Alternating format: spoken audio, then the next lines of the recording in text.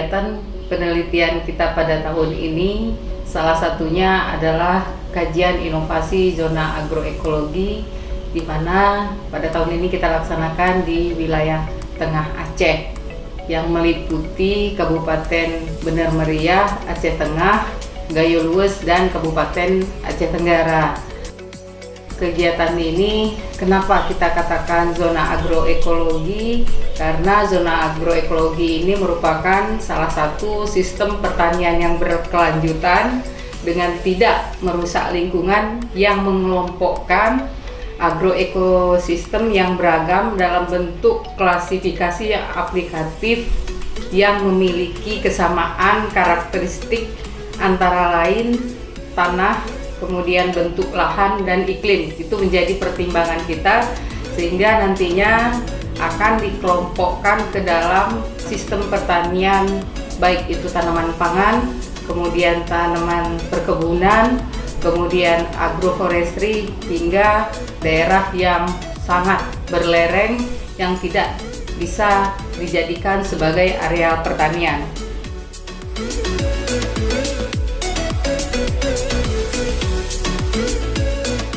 Adapun beberapa kegiatan yang kita lakukan dalam penelitian ini, kita menggunakan metode survei lapangan, di mana beberapa dari 4 kabupaten ini kita mengambil sampel di beberapa titik berdasarkan analisis GIS, mana parameter yang kita gunakan diantaranya adalah kelerengan, kemudian jenis tanah, kemudian curah hujan dan temperatur.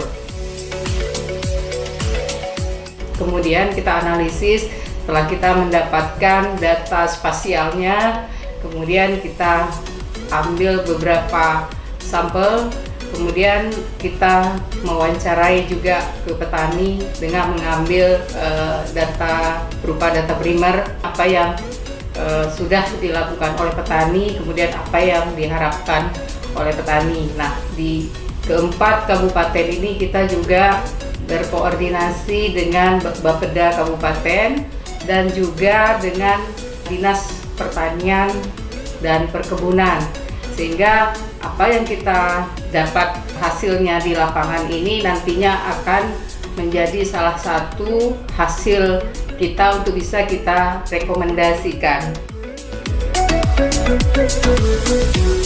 Di Kabupaten Bener Meriah, kami menemukan masalah susahnya mendapat pupuk baik subsidi maupun non subsidi. Juga masalah harga pasca panen, di mana setiap panen harga selalu anjlok. Untuk Kabupaten Gayo Lues, para petani berharap ada penyuluh untuk mendampingi mereka di sistem pertanian.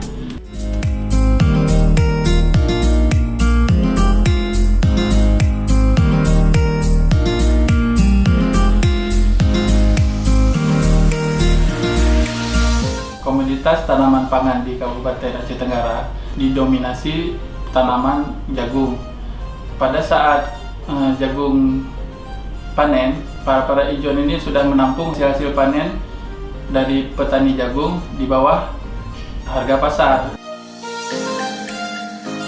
Untuk Kabupaten Aceh Tengah sendiri, komoditas yang paling dominan adalah kopi, di mana hampir semua masyarakat Aceh Tengah menanam kopi. Kendala di lapangan yang kami dapati, masyarakat masih menjual kopi dalam bentuk biji. Mereka berharap adanya pabrik yang bisa mengolah dari biji kopi menjadi bubuk kopi yang siap di packaging, karena bubuk kopi bisa memberikan pendapatan untuk mereka lebih dari biji kopi. Secara umum, kondisi agroekologi untuk wilayah tengah sangat mempunyai potensi, tetapi saat kami melakukan kunjungan ke lapangan di sana, kami mendapatkan beberapa masalah yang diungkapkan oleh para petani, seperti masalah pemasaran. Ini dikarenakan akses ke wilayah tengah ini yang agak jauh. Untuk masalah selanjutnya, para petani sulit untuk mendapatkan bibit unggul, pupuk, dan harga pestisida yang sangat mahal.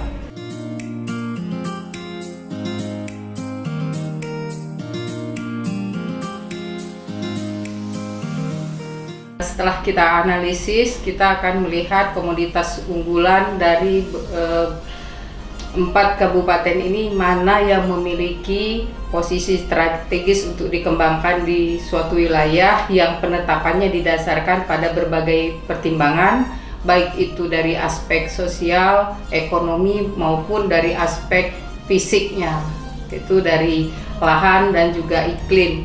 Nah, nanti kita akan mendapatkan mana yang merupakan sektor basis atau daerah itu merupakan daerah yang memang betul benar-benar memiliki komoditas unggulan dibandingkan dengan daerah lainnya.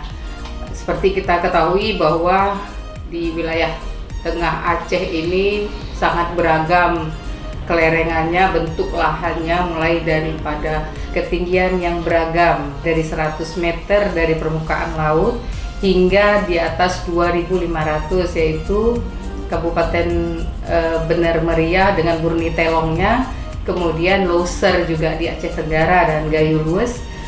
Ini sangat beragam potensi dengan berbagai ketinggian. Nah, untuk itu kita ingin mendeliniasi atau mengklasifikasikan daerah yang potensi untuk pertanian dan perkebunan.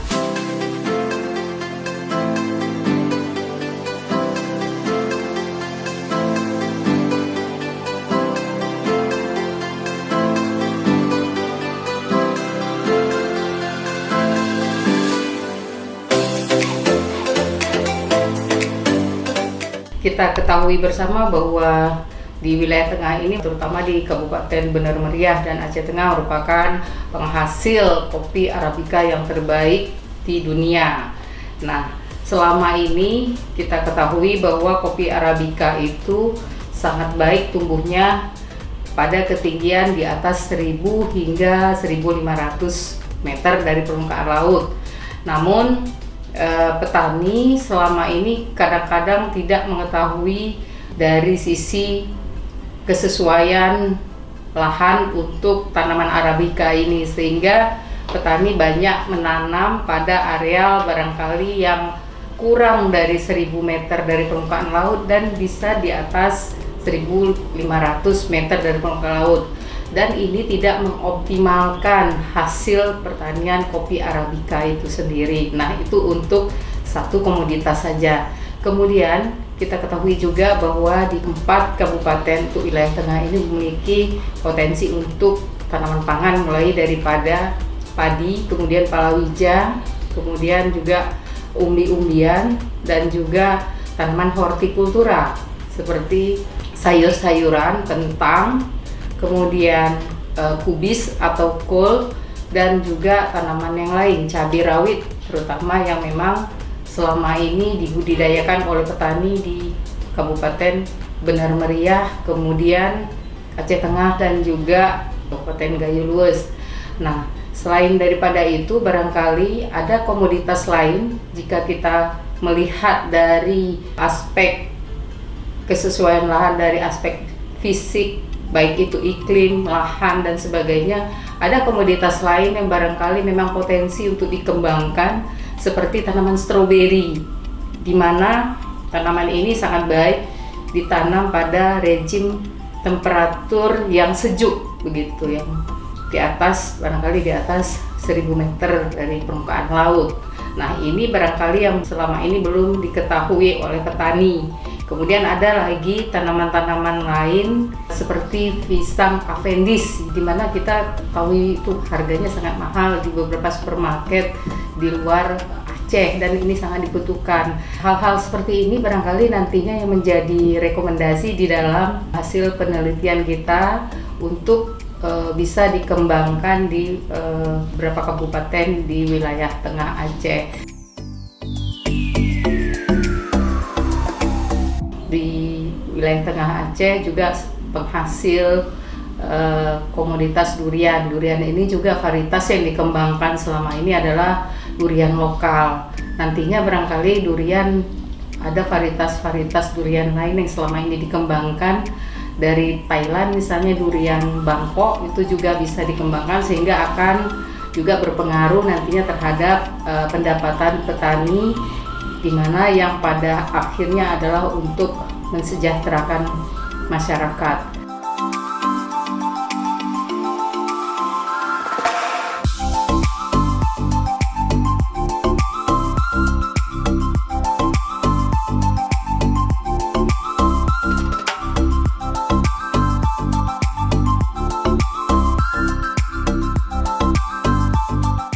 Kemudian untuk sektor perkebunan, kita ketahui bahwa di wilayah tengah ini juga sangat potensi untuk pengembangan atsiri, misalnya tanaman seriwangi, kemudian juga tanaman nilam.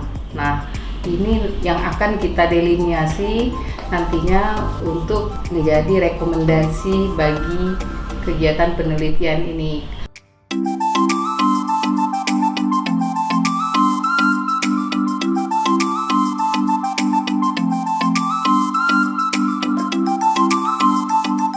Penelitian ini juga kita mengacu pada dokumen yang sudah ada. Jadi kita untuk penelitian dan pengembangan sudah mempunyai dokumen kebijakan strategis penelitian dan pengembangan Aceh 2017-2022, di mana kita mengacu kepada RPJM Aceh 2017-2022 dan juga Renstra Bapeda Aceh 2017-2022. Nah, salah satu topik atau kegiatan penelitian di dalam Jakstra ini adalah tentang bagaimana menggali komoditas unggulan yang ada di Aceh.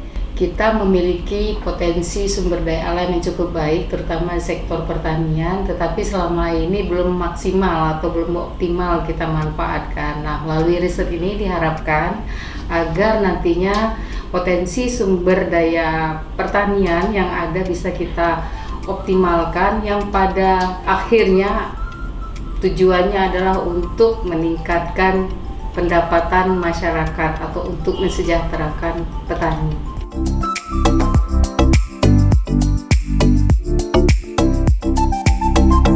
Kabupaten Bener Meriah, Aceh Tengah, Gayo Luwes, dan Aceh Tenggara merupakan daerah dataran tinggi di Aceh, di mana berdasarkan analisa sistem pakar, wilayah ini cocok untuk pengembangan tanaman perkebunan, padi palawija, sayur-sayuran, dan buah-buahan. Tanaman yang masuk pada kelompok prioritas pengembangan utama, eksis di masyarakat, diusulkan pengembangannya oleh petani, dan cocok dikembangkan berdasarkan analisa sistem pakar. Untuk Kabupaten Bener Meriah adalah kopi, tomat, alpukat, dan jeruk. Di Gayo Luwes, bawang merah dan cabai merah. Di Aceh Tenggara, jagung. Pemerintah dan pemerintah daerah perlu mengakomodir konsep-konsep zona agroekologi seperti penyesuaian antara pilihan komoditi dengan dukungan sumber daya lahan, menjaga kelestarian lingkungan dengan tidak menggunakan lahan-lahan berlereng terjal yang berpotensi bencana. Selain itu, pemerintah perlu membantu kendala yang dihadapi petani dalam pengembangan usaha pertaniannya.